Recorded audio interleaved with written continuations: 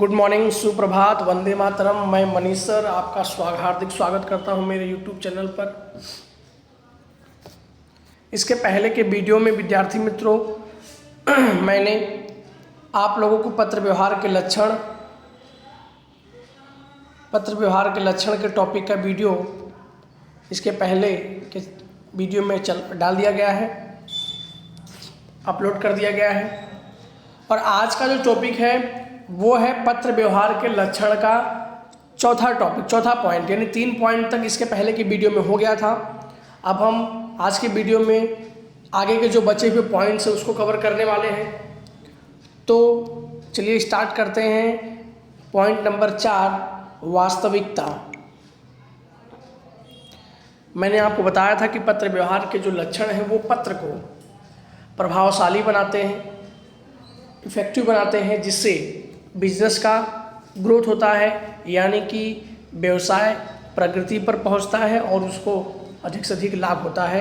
यदि प्रभावशाली पत्र व्यवहार के लक्षणों को ध्यान में रखकर पत्र लिखा जाए तो पत्र क्या होगा, पत्र व्यवहार सफल माना जाता है, सचोट माना जाता है और जिसका उचित परिणाम मिलता है। जिसके अंदर इसके 3 पॉइंट हमारा हो गया था। अब है चौथा पॉइंट, वास्तविकता। पत्र की लिखावट वास्तविक होनी चाहिए। पत्र लेखन हेतु शब्द का चयन ऐसा होना चाहिए, यानी पत्र की जो लिखावट है वो क्या होनी चाहिए, वास्तविक।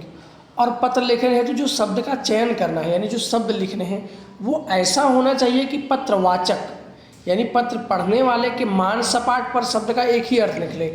यानी पत्र लेखन हेतु जो आप शब्द का चयन करेंगे, यानी जब भी आप पत्र लिखेंगे शब्दों का चयन करके, तो पढ़ने वाले के मन में शब्द का एक ही अर्थ निकलना चाहिए, द्विशब्दी अर्थ नहीं निकलने चाहिए। मन में असमंजस का जरा भी भाव नहीं होना चाहिए।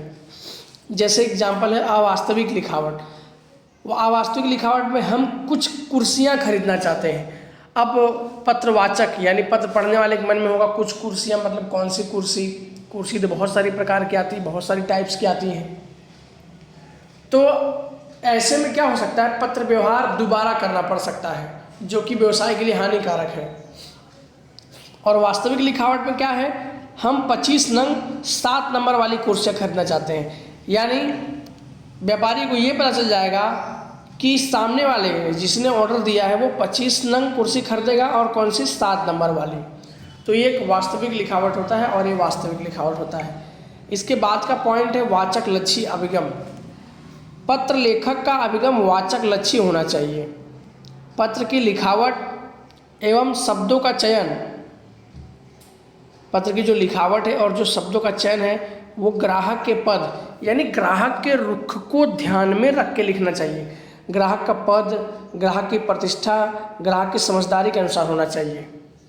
यानी ग्राहक के मान सम्मान को हानि न पहुँचे ऐसा लिखा होना चाहिए। यानी ग्राहक के रुख एवं अभिगम को महत्व देना चाहिए। यानी यहाँ ग्राहक लक्षी अभिगम होना चाहिए। आप इतना रखिए, ग्राहक लक्षी हो अभिगम होना चाहिए, कस्टमर ओरिएंटेड, यानी ग्राहक के रुख को ध्यान में रखकर पत्र को लिखना चाहिए, पत्र को महत्व देना चाहिए। जैसे स्वलक्षी अभिगम। स्वलक्षी का मतलब क्या हुआ, वाचक लक्षी अभिगम का मतलब क्या हो गया, पत्र पढ़ने वाले को ध्यान में रखकर लिखना। वाचक मतलब पढ़ने वाला, यानी पत्र को पढ़ने वाले के जो पत्र जिसको हम दे रहे हैं, पढ़ने वालों के ध्यान में रखकर पत्र लिखना चाहिए। पाठक को ध्यान में रखकर पत्र लिखना चाहिए। यानी हम ऐसा बोल सकते हैं इन शॉर्ट में, ग्राहक के रुख यानी ग्राहक को ध्यान में रखकर पत्र को महत्व देना चाहिए। जैसे ये स्वलक्षी अभिगम है, हम धंधे के विस्तार एवं लाभ हेतु गोधरा में नई शाखा खोल रहे हैं। बच्चों इसमें क्या हो गया, ये स्वलक्षी अभिगम हो गया। क्यों? क्योंकि इसमें सिर्फ मैं अपने बारे में बता रहा हूँ कि मैं अपने धंधे के लाभ के विस्तार हेतु, मतलब अपने बिजनेस के विस्तार एवं लाभ के लिए गोधरा में नई शाखा खोला हूँ। तो ये तो स्वलक्षी अभिगम हो गया, मतलब ग्राहक के बारे में कोई बात ही नहीं हुआ।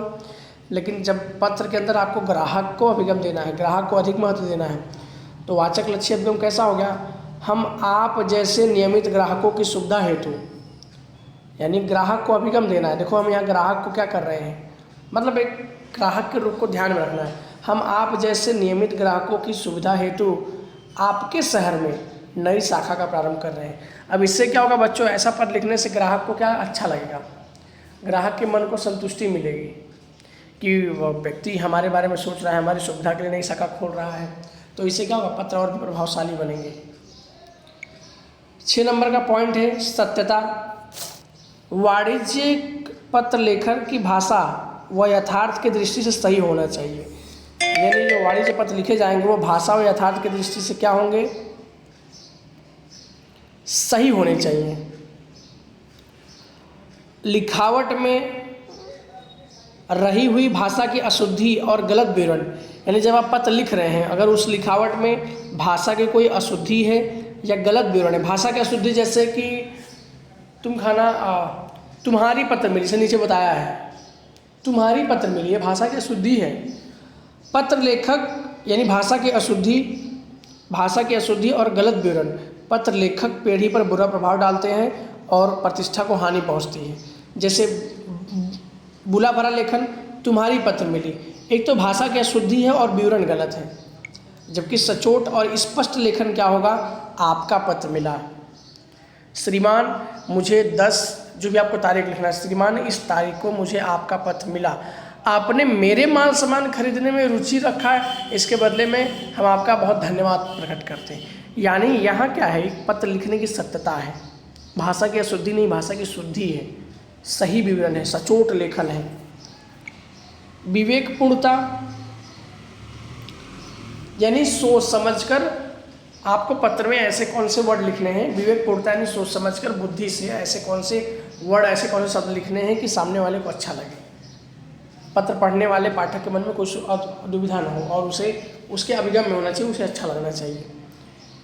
वाणिज्यिक पत्र का लेखन और भाषा विवेकपूर्ण, जो पत्र लेखन की भाषा है वो विवेकपूर्ण और सौजन्यता से पूर्ण होना चाहिए, मतलब सामने वाले को एक सौजन्यता देना है, एक रिस्पेक्ट देना है। विवेकपूर्ण भाषा ग्राहकों व व्यापारियों के बीच संबंधों को घनिष्ठ एवं सम्मानजनक बनाती है। जो विवेकपूर्ण भाषा से यदि कोई पत्र लिखा गया है तो वो दोनों ग्राहकों व व्यापारियों के बीच के संबंध को घनिष्ठ, मजबूत और सम्मानजनक बनाएगी। जैसे आपका आभार, आपने हमारे वस्तु खरीदने में इंटरेस्ट रखने से आपको धन्यवाद प्रकट करता हूँ, कोई गलती हो गई तो क्षमा प्रार्थी, कुछ कंप्लेन करना है तो कृपा करके ये हमारा कार्य आप जल्दी करें या हमें ऑर्डर जल्दी भेजने की कृपा करें। तो ये सब बच्चों, ये सब विवेकपूर्णता जैसे शब्द हैं, ये पत्र को और भी प्रभावशाली बनाते हैं। अविवेकपूर्ण लेखन जैसे तुम खरीदे माल सामान की राशि के भुगतान में बेपरवाह हो, इससे क्या होगा, एक बार तो जिसके पास पैसा बाकी होगा उसको तो बुरा लगेगा कि इस तरीके से शब्द का इस्तेमाल करना, तुम खरीदे माल सामान की राशि के भुगतान में बेपरवाह हो, लापरवाह हो, माल सामान की जो रकम है वो आप टाइम पे समय पर नहीं चुका पाते हो।